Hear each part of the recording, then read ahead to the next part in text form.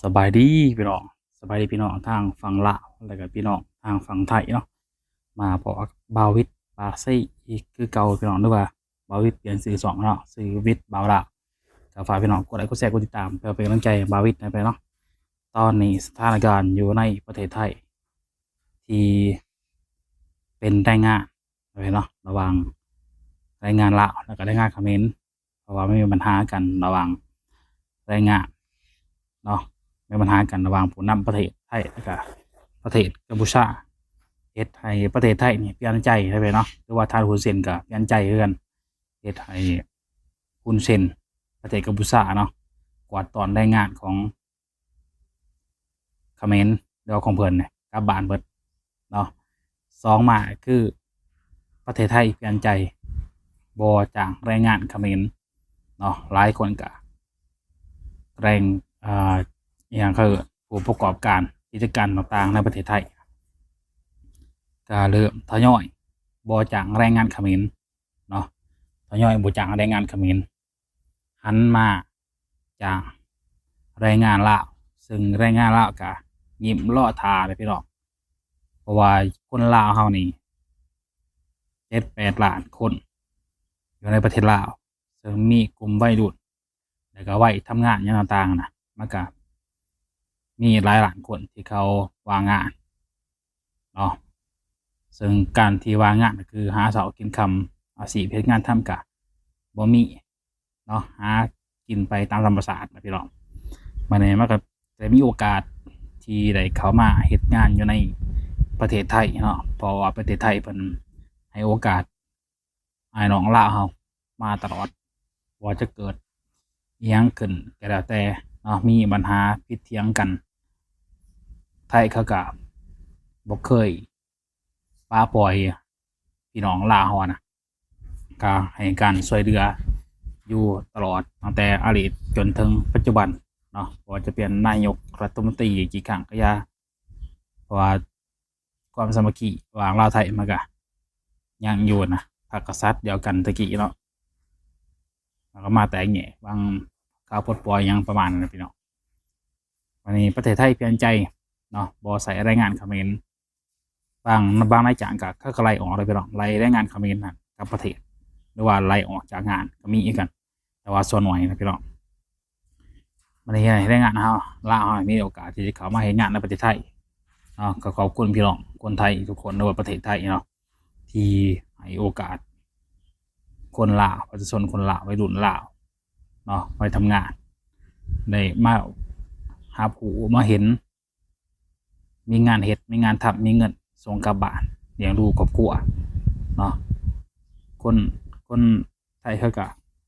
ให้โอกาสหลายอย่างนั่นแหละนับตั้งแต่ผู้นำประเทศลงมาฮอดประชาชนแต่ละระดับคือเอาเนาะช่วงโควิดแต่ก่อนหรือว่าช่วง3-4 ปีที่ผ่านมา4-5 ปีที่ผ่านมาเขาก็บาวิดก็ยังได้ฉีดวัคซีนช่วงโควิดได้ฉีดฟรีเนาะเพราะประเทศไทยเพิ่นหาวัคซีนมาให้แรงงานลาวเนาะหรือว่าแรงงานชาติอื่นชักฟรีบ่ได้เสียเงินผู้กีบเขาก็รักษาดูแลต่างๆหลายอย่างเนาะสวัสดิการสังคมเขาก็ว่าไปก็เข้าห้องหมอแล้วเข้าคลินิกเนาะก็บ่ได้เสียเงินผู้กีบตอนนั้นเอาไว้ใช้ประกันสังคมซึ่งเป็นครั้งแรกของบาวิดคือกันแต่ว่าอยู่ในประเทศลาวเนี่ยบาวิดบ่เคยว่าไปหาหมอนี่บ่เคยว่าสิไปเนี่ยบ่เคยเสียเงินนะบ่มีดอกมีแต่เสียเงินตลอดแต่ว่ามาประเทศไทยบาวิดบ่ได้เสียเงินแต่ว่ามันก็เสียคือกันเนี่ยความหมายว่าเพราะว่าเราเสียเป็นบัตรประกันสังคมเนี่ยเราเสียรายเดือนให้เขานะเนาะบัดนี้คนที่เขามาก็ช่วงนี้เนาะประชาชนคนลาววัยรุ่นลาวเข้ามาหลายแฮงพี่น้องเบิ่ง TikTok เบิ่งในโซเชียลต่างๆที่เข้ามาพอรายงานเขมรกลับประเทศเด้บัดนี้พี่น้องแรงมันนี่มันจะแต่ละตำแหน่งแต่ละงานแต่ละบริษัทแต่ละโรงงานต่างๆมาอาจจะมีขาดภาคแรงงานต่างๆอะนะบัดนี้เขาก็คนที่เขาจัดหางานหาแรงงานมาแต่ฝั่งลาวคนลาวเข้ามาอุ้ยหลายขนาดเบิ่งใน TikTok พี่น้องกำลังเข้ามาสนัสนีพออยู่ลาวก็มันก็ถามว่าอยู่ไรบ่ก็อยู่ไรเนี่ยพี่น้อง อยู่ได้แต่ว่าบ่มีเงินเก็บเนาะหางานว่างงานหลายถ้าเขามามีโอกาสเขามาในฝั่งไทยมาแทนที่ประเทศเขมรก็มันก็ดีหลายอย่างไปมาสะดวกสบายระหว่างลาวไทยเพิ่นให้โอกาสเนาะแต่ว่าพี่น้องเขมรก็บ่จักหน้าจักหลังคือกันพี่น้องเขมรเพราะว่าผู้นำเขาสั่งให้กลับเด้เนาะก็จะมีบางคนที่ออกมาเว้าหรือว่าให้สิทธิ์กับตนเองนะสำหรับแรงงานเขมรก็บ่พร้อมกับผู้นำของเขากันเนาะแต่ว่าบางคนแรงงานเขมรก็เตือนคนละเนาะหลายอย่างคนที่ออกมาใช้สิทธิ์ของตัวเองนะในการปาเว้าอยู่ในประเทศไทยในว่าแรงงานเขมรไปเห็นคนหนึ่งที่เขาออกมาบอกว่าอย่าให้เชื่อทานฮุนเซนหรือว่าเขมรผู้นำเขมรหลายเนาะเขาเตือนประชาชนเขาเองนะหรือว่าแรงงานเขาเองสำหรับแรงงานคือกันนะเขาเตือนว่าบ่ให้กลับเพราะว่าถ้ากลับไปมันจะบ่มีเวียกเฮ็ดงานทำจะบ่มีเฮ็ดบ่มีงานให้เขาเฮ็ดเขาบอกว่าอย่าไปเชื่อทางฮุนเซนเนาะถ้าเฮากลับไปเขาบ่มีเวียกให้เฮาเฮ็ดได้เขามีเวียกให้เฮาเฮ็ดบ่ถ้าเฮากลับไปเฮาว่างงานเฮาบ่สิกินหยังเลี้ยงลูกเลี้ยงเต้าเลี้ยงพ่อเลี้ยงแม่เขาน่ะสำหรับแรงงานเขมรน่ะก็ไปแต่อีตนเขาคือกันนะพี่น้องแต่ว่าผู้นำเขาเด็ดขาดแบบนั้นมันก็ได้จำเป็นกับกันนะพี่น้อง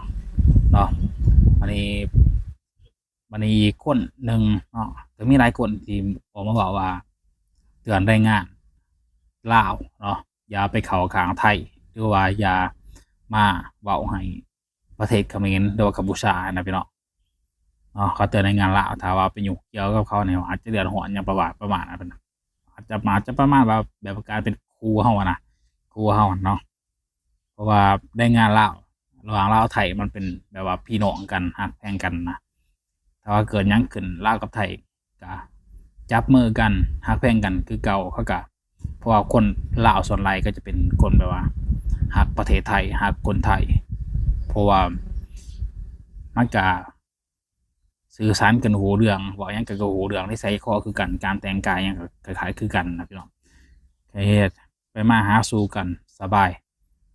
ช่วยเหลือซึ่งกันและกันแล้วก็มันก็คนลาวก็ฮักประเทศไทยเนาะฮักคนไทยเพราะฉะนั้นเนี่ยมันมีปัญหากันระหว่างกัมพูชากับประเทศไทยก็จำเป็นพี่น้องลาวเฮาต้องเข้าข้างไทยอยู่แล้วต้องเข้าข้างไทยอยู่แล้วเนาะเพราะหลายคนเขามาอาศัยหาที่ทำกินเขามาค้าแรงงานเนาะเป็นอ้ายเป็นน้องกันนะคันสิได้ก็ว่าสิไปเข้าข้างเขมรได้เนาะเขมรก็บ่มีหยังเกี่ยวข้องพันกันกับประเทศลาวสำหรับลาวไทยยังบ่มีเลยพี่น้องเพราะว่าเป็นกษัตริย์มหากษัตริย์อย่างเดียวกันแต่กี้แต่ก่อนนะเป็นประเทศเดียวกันอย่างนั้นเนาะเพราะฉะนั้นเห็นให้คนลาวนะฮักคนไทยมีอยู่มีกินก็ย้อนประเทศไทยเครื่องของใช้ต่างๆกับประเทศไทยแต่รายงานเขมรเตือนบ่ให้เข้าข้างไทยเนาะก็ประมาณนี้พี่น้องก็สิเว้าประมาณนี้เนาะพี่เนาะเพราะว่าตอนนี้นี่ก็ถือว่าได้โอกาสของพี่น้องแรงงานลาวมาขายแรงงานในไทยไผบ่เคยมาก็สิได้มาประมาณนี้พี่น้องเพราะว่ามันก็กระตุ้นให้คนลาวเฮานี่จะกลับมาหลายกว่าเก่าเนาะปีที่แล้วหลายปีที่ผ่านมาคือว่าคนลาวมาหลายเดี๋ยวนี้แฮงสิมาหลายกว่าเก่าขึ้นแบบว่าหลายเท่าแฮงนะครับพี่น้องคนที่เข้ามาเพราะว่าอยู่ในลาวก็การศึกษาการเฮ็ดเวียกหยังตามมันก็ทุกอย่างมันก็ลดลงถอยหลังกันเบิดนะเพราะพี่น้องเฮานี่อ้วนคือเข้ามาอยู่ในประเทศไทยแต่ว่าอยากให้พี่น้องลาวเฮาเข้ามาถูกต้องตามกฎหมายเบิดเท่านั้นแหละพี่น้องปฏิบัติตามกฎหมายของประเทศไทยเนาะก็ฝากพี่น้องเฮากดไลค์กดแชร์กดติดตามบาวิทก็เป็นใจให้บาวิทเฮ็ดคลิปต่อไปนี่เนาะพี่น้องเนาะถ้าอยากสนับสนุนว่า